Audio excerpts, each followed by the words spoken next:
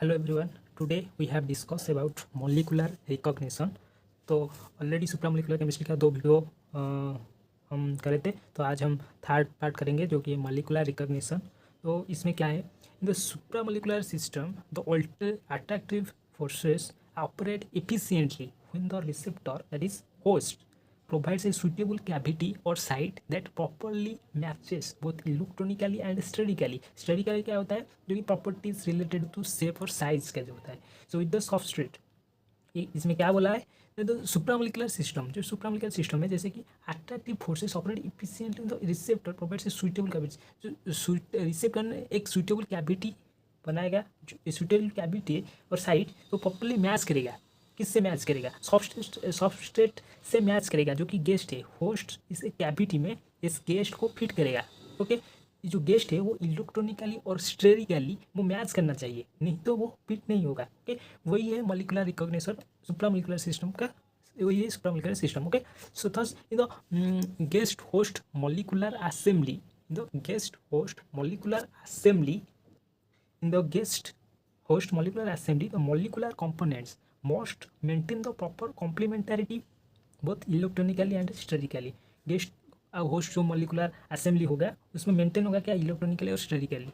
Okay, so that's why the components of the supramolecular assembly can recognize each other through the action of supramolecular non-covalent forces. This leads to molecular recognition. तो इसको हम molecular recognition बोलते हैं। क्या है molecular recognition? जो supramolecular assembly में जो गेस्ट होस्ट का जो टेक्निक है, to the action of supramolecular non covalent forces, non covalent forces के द्वारा जो होता है ऐसा जो इस जो गेस्ट होस्ट असेंबली होता है, सो इसको ही बोला जाता है molecular recognition. Okay, so molecular recognition requires, क्या रिक्वायर करता है, information for binding site and energy, और second one is information for selectivity. Okay, क्या क्या दिखता है, बाइंडिंग साइट और एनर्जी इन्फॉर्मेशन, और information for selectivity. Okay, so ये दो को रिक्वायर होता है मॉलिक्यूलर रिकॉग्निशन से।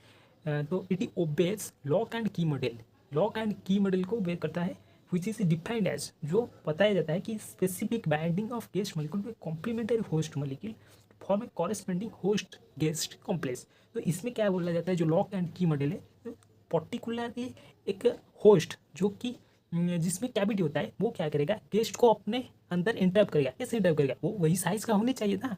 तो यहाँ पे वही बोला है कि specific binding of guest molecule, जो एक पर्टिकुलर गेस्ट है टू ए कॉम्प्लीमेंटरी होस्ट, उस टाइप का जो उसी टाइप का जो होस्ट है उसमें जाके इंटरप होगा। ओके, सो इसको ही हम बोला जाता है होस्ट गेस्ट कॉम्प्लेक्स। ओके, तो नेक्स्ट हम लिखेंगे, यहाँ पे देख सकते हो, यहाँ पे पूरी स्ट्रक्चर में स्ट्रक्चर से समझेंगे। सो गेस्ट होस्ट कॉम्प्लेक्स, यही है सुप्रामोलिकुलर असेंबली। ओके, सो क्या गेस्ट होस्ट, तो यहाँ पे देख सकते हो, यहाँ पे एक कैविटी है।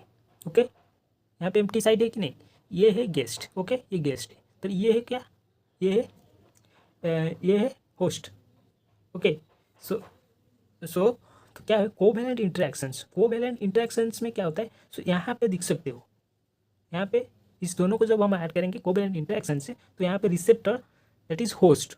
ओके, यहाँ पे होस्ट हो गया ना, पहले तो यहाँ पे क्या बना, पहले हमें होस्ट बनाया, होस्ट बनाने के बाद हम गेस्ट को इसमें इंटरप्ट करेंगे। ओके, तो यहाँ पे ये दोनों से होस्ट बना। ओके, ये दोनों से होस्ट बना, किससे बना कि कोवेलेंट इंटरेक्शन, ये जो दोनों है इसमें कोवेलेंट इंटरेक्शन हुआ, तो इसमें रिसेप्टर या होस्ट बना। ओके, तो इसको हम बोलते हैं molecular chemistry. Okay, molecular chemistry जो कि हम जानते हैं थोड़ा बहुत। ओके, तो नेक्स्ट क्या हुआ, जो होस्ट है उसमें हम गेस्ट को एंट्रैप करेंगे, तो इसको ही बोला जाता है गेस्ट होस्ट कॉम्प्लेक्स। ओके, तो ये फर्स्ट क्या हुआ, फर्स्ट दो जो कोवेलेंट इंटरेक्शन हुआ, इस दोनों का कोवेलेंट इंटरेक्शन हुआ, तो इसमें से क्या बना, होस्ट बना। होस्ट देख सकते हो, जो कि हम बोलते हैं रिसेप्टर। इस जो स्टेप को हम बोलते हैं मॉलिक्यूलर केमिस्ट्री। ओके, सो इस जो रिसेप्टर या होस्ट बनना, उससे हम गेस्ट मॉलिक्यूल को इंटरप्ट करेंगे। देखो यहाँ पे होस्ट था, होस्ट में कैविटी है। ओके, होस्ट में कैविटी है, देखो तो कैविटी है, तो गेस्ट क्या करेगा, उसी साइज का, जिस साइज का कैविटी है उसी साइज का मॉलिक्यूल एंट्रप होगा। यहाँ पे देख सकते हो, उसी साइज का गेस्ट ही एंट्रप हुआ। ओके, तो ये है गेस्ट मॉलिक्यूल। ओके, ये गेस्ट होस्ट कॉम्प्लेक्स बन गया, ये गेस्ट होस्ट कॉम्प्लेक्स बन गया, दैट इज सुपर मॉलिक्यूल, और इसको हम सुप्रामोलिकुलर केमिस्ट्री बोलते हैं। Okay, सुप्रामोलिकुलर chemistry.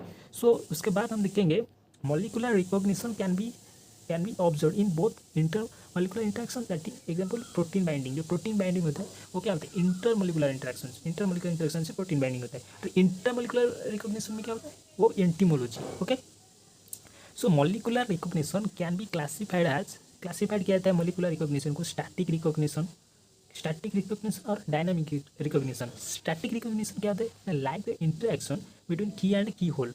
इंटरेक्शन होता है की एंड की होल में, तो इसको हम बोलते हैं static interaction. Okay, 1:1 type reaction between host and guest. जो की होल जो इंटरेक्शन होता है वो 1:1 टाइप रिएक्शन होता है। Okay, so next dynamic recognition क्या होता है, डायनामिक रिकॉग्निशन क्या होता है, fast guest gets fixed at host. Fast क्या होता है, गेस्ट फिक्स्ड होता है होस्ट में and bring a conformational change in the molecule. जो मॉलिक्यूल में चेंज होता है, which changes association constant for second guest. कुछ फास्ट क्या होता है ना, गेस्ट का फास्ट गेस्ट फिक्स्ड होता है किस में, होस्ट में। तो होस्ट में फिक्स्ड होने के बाद वो क्या आता है, कुछ चेंजेस होता है, चेंजेस होने के बाद सेकेंड कुछ चेंजेस होने के बाद क्या होता है, सेकेंड गेस्ट आके इंटर होगा। ओके, तो ये था डायनामिक रिकॉग्निशन, स्टैटिक रिकॉग्निशन और डायनामिक रिकॉग्निशन। अब समझ गए, तो हम नेक्स्ट कहीं जाएंगे, फैक्टर्स अफेक्टिंग मॉलिकुलर रिकॉग्निशन। क्या क्या फैक्टर्स है जो कि अफेक्ट करता है मॉलिकुलर रिकॉग्निशन को, इसके बारे में हम थोड़ा जानेंगे। तो फर्स्ट जो है वो है स्टेरिक कॉम्प्लीमेंटरिटी। स्टेरिक कॉम्प्लीमेंटरिटी क्या है, shape and size. Steric complementarity, shape and size, समझ गए। तो second one is interactive complementary. Interactive complementary का ना position of complementary binding side, जो बाइंडिंग साइड होता है वो जो इंटरेक्ट करते हैं दोनों, तो इसको हम इंटरएक्टिव कॉम्प्लीमेंटरी होते हैं, जो कि वो भी अफेक्ट करता है मॉलिक्यूलर रिकॉग्निशन को। तो third one is large area of contact between receptor and substance. जो लार्ज एरिया आप जो कॉन्टैक्ट होते हैं रिसेप्टर और सब्सटेंस में, रिसेप्टर क्या होता है, रिसेप्टर होस्ट होते हैं, और जो सब्सट्रेट, इस सब्सटेंस नहीं, ये सब्सट्रेट है। तो फोर क्या है, मल्टीपल इंटरेक्शन साइड। जो इंटरेक्शन होता है गेस्ट होस्ट का, वो मल्टीपल इंटरेक्शन साइड होता है, तो ये भी एक अफेक्ट करता है फैक्टर है। तो नेक्स्ट है स्ट्रॉन्ग बाइंडिंग है, and inclusion and dynamics. Inclusion और डायनामिक्स भी एक फैक्टर है। And next one is medium of system and surrounding affects interactions. Medium of system, जो सिस्टम का जो मीडियम होता है, एंड सराउंडिंग अफेक्ट्स, जो उसको उसका जो सराउंडिंग होता है वो भी अफेक्ट करता है। तो अफेक्ट करता है substrate and receptor both mostly present in geometrically complementary medium, जो कि हाइड्रोफोबिक और हाइड्रोफिलिक। ओके, सो ये दोनों तो आपको मालूम ही होगा, ये सब्सट्रेट थे। ओके, सो ये था हमारा molecular recognition. So next class में हम देखेंगे molecular receptor and types of recognition. Thank you.